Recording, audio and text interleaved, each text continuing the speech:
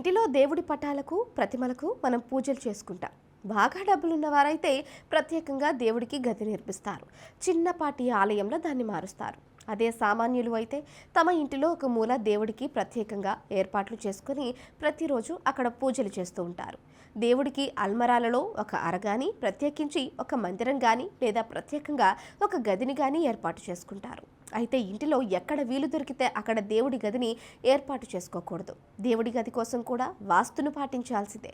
దేవుడికి ప్రత్యేకించి ఒక గదిని ఏర్పాటు చేయాలి అనుకుంటే ఈశాన్యం గదిని అందుకు వాడుకోవడం మంచిది.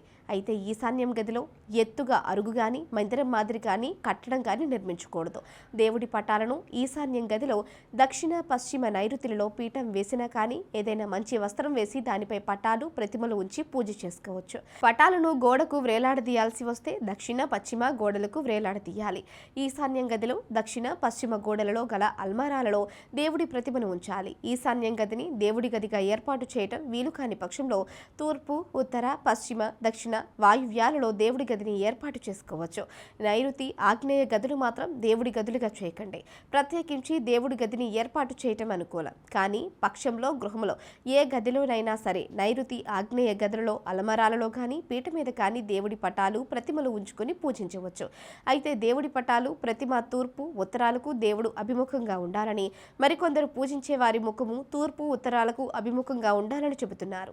మీరు ఏ వైపుకు అభిముఖంగా ఉన్నా ఇందు వాస్తుకు సంబంధం లేదని, అది మనలోని భక్తికి సంబంధించినదని చెప్పవచ్చు. అయితే ధ్యానం చేసే అలవాటు ఉంటే తూర్పుకు అభిముఖంగా ఉండి ధ్యానం చేయటం ఉత్తమం. గృహ నిర్మాణంలో మిగతా వాటిలాగే పూజ గదికి కూడా వాస్తు ప్రాముఖ్యత ఉంది. నిజానికి ఈశాన్యంలో పూజ గది ఉండాలని, ఈశాన్యం గదిని పూజా గదిగా ఏర్పాటు చేయడం జరుగుతోంది. ఇది సరైన పద్ధతి కాదు. ఈశాన్యం గదిలో నుంచి రాకపోకలు ఉండే విధంగా 2 ద్వారాలు ఉంచి బరువులు పెంచకుండా పరిశుభ్రంగా ఉంచుతూ వాడుకోవడం మంచిదే. తూర్పు ఉత్తర దిక్కులలో పూజా గదిని ఏర్పాటు చేసుకోవడంలో ఏమాత్రం దోషం లేదని గ్రహించండి. దక్షిణ పశ్చిమాల వైపు పూజా గదిని ఏర్పాటు చేయటం వల్ల ఇతర అవసరాల కోసం ఇంటిలో ఎక్కువగా తూర్పు ఉత్తర భాగాలను వాడటం జరుగుతుంది. ఇది ఒక రకంగా శుభకరం అని గ్రహించండి. పూజ గదికి ఎటువైపు కూడా ఆనుకొని బాత్రూమ్ లేదా టాయిలెట్స్ ఉండకూడదు. ఇదే విధంగా పూజ గది పైన కానీ కింద కానీ టాయిలెట్స్ ఉండకూడదు. ఈ విషయంలో జాగ్రత్తగా ఉండి పొరపాటు చేయకూడదు. ఈ విషయంలో అపార్ట్మెంట్లో ఉండేవారు జాగ్రత్తగా ఉండాలి. చాలా వరకు అపార్ట్మెంట్స్లో ఒకరి పూజ గది పైన ఇతరుల టాయిలెట్స్ వచ్చే అవకాశాలు ఉంటాయి. అందుకని ఈ విషయాన్ని తేలిగ్గా తీసుకోకూడదు. అలాగే పూజ గది మీద లో రూఫ్ వేసి అనవసరమైన సామాను వేయటం చాలా మంది చేస్తూ ఉంటారు. ఇలా చేయకూడదు. పూజా గదిలో అరుగులు నిర్మించి దానిపై దేవుని పటాలను ఉంచి పూజ చేసుకోవడం చాలా ఇళ్లలో అలవాటుగా ఉంది. అరుగు మీద లేదా నేల మీద పూజా పటాలు ఉంచినప్పుడు నేలపై కొత్త వస్త్రాన్ని ఏర్పాటు చేసి దానిపై ఉంచాలి.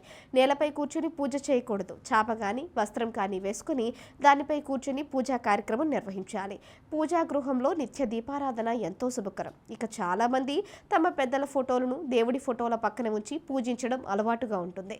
పెద్దల విషయంలో మనకున్న గౌరవానికి గాను వారి ఫోటోలకు ప్రత్యేకంగా ఉండాలి. కానీ పూజ గదిలో దేవుడి ఫోటోలతో సమానంగా ఉంచడం శుభకరం కాదు.